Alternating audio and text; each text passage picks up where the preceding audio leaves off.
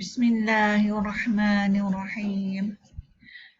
Assalamualaikum warahmatullahi wabarakatuh. Sambungan daripada penjelasan baru sebentar tadi. Kali ini untuk ringkasannya pula, untuk ayat 231. Dan rasanya ini adalah yang terakhir untuk penjelasan untuk ayat 231, yang terakhir sebagai ringkasan ataupun kesimpulannya. Dari ayat ini kalau kita perhatikan graf ni pun, carta ni pun ia memperlihatkan sebagai satu kesimpulan juga, cumanya ia agak kelihatan sedikit nampak berserabut. Jadi saya ingin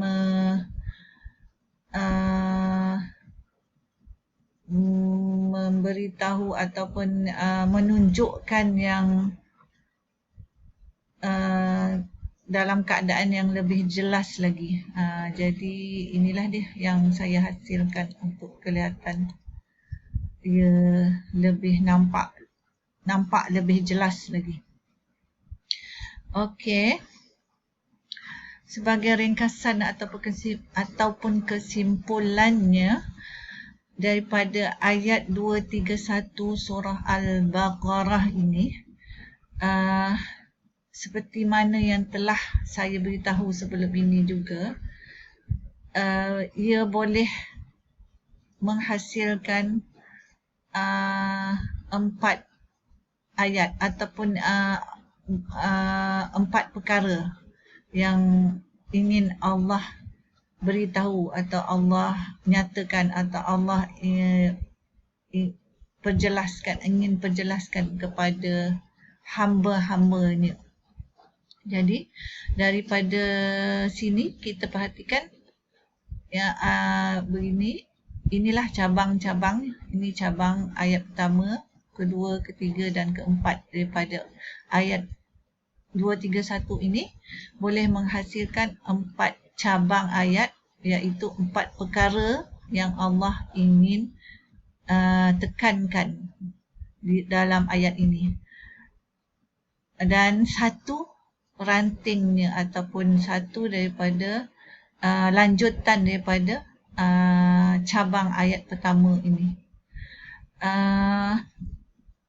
Cabang ranting ayat pertama ini kita tak boleh mungkinlah sebagai seandainya kita ingin jadikan ia kepada 5 perkara ataupun 5 ayat, ia akan mengakibatkan salah tafsir ataupun salah faham. Dia mesti melalui ayat yang cabang ayat yang pertama ini juga untuk menghasilkan ranting ayat ini. Dia mesti melalui cabang ayat ini. Maksudnya ayat ini untuk ayat yang penuh mesti melalui ayat pertama ini juga, baru boleh boleh meneruskan ayat ranting ayat ini. Jika kita mengenepikan ataupun mengandaikan ia ayat lain, dia akan menghasilkan atau mengakibatkan salah tafsiran ataupun salah faham untuk kita, untuk semualah. Jadi beginilah sebagai kesimpulan pertama. Dan kesimpulan keduanya pula, ini kesimpulan kedua. Untuk kesimpulan kedua ini, saya menekankan ataupun Allah menekankan tentang bahagian akhir ayat, iaitu wattaqullah wa'lamu annallaha bikulli syai'in alim. Terjemahannya, dan bertakwalah kepada Allah dan ketahuilah sesungguhnya Allah dengan semua perkara amat mengetahui. Maksud dia, dalam semua perkara yang di dalam ayat ini, dalam ayat 231 dan ayat sebelum ini juga, sebenarnya ia berkaitan dengan ayat sebelum ini juga. Cuma saya memulakan ayat ni daripada ayat 231, jadi saya tak boleh nak melanjutkan ataupun mengaitkan dengan ayat yang sebelumnya.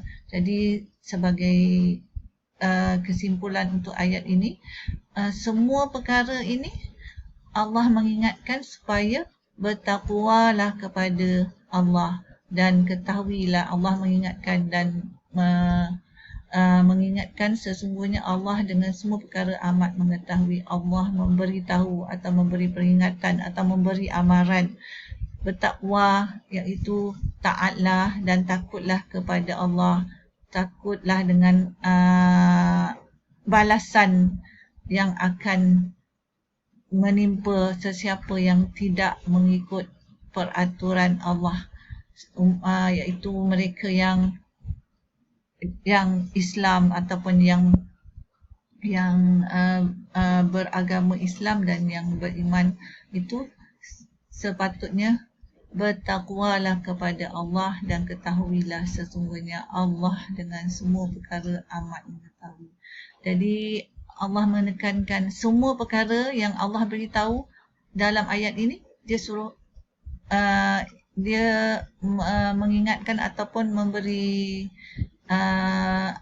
amaran ataupun memberi penjelasan ataupun memberi tahu agar bertakwa kepada dia. Dan dia mengingatkan juga apa pun yang kita lakukan, apa pun perkara, sama ada yang secara zahir ataupun secara batinnya, yang boleh diketahui ataupun yang di dalam hati, semuanya akan menjadi akan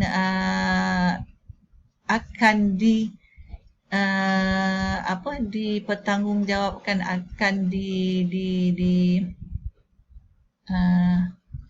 dipersoalkan di akhirat nanti. Sebab inilah amaran daripada Allah daripada ayat ini, dan banyak juga ayat-ayat sebelum ini begitu juga.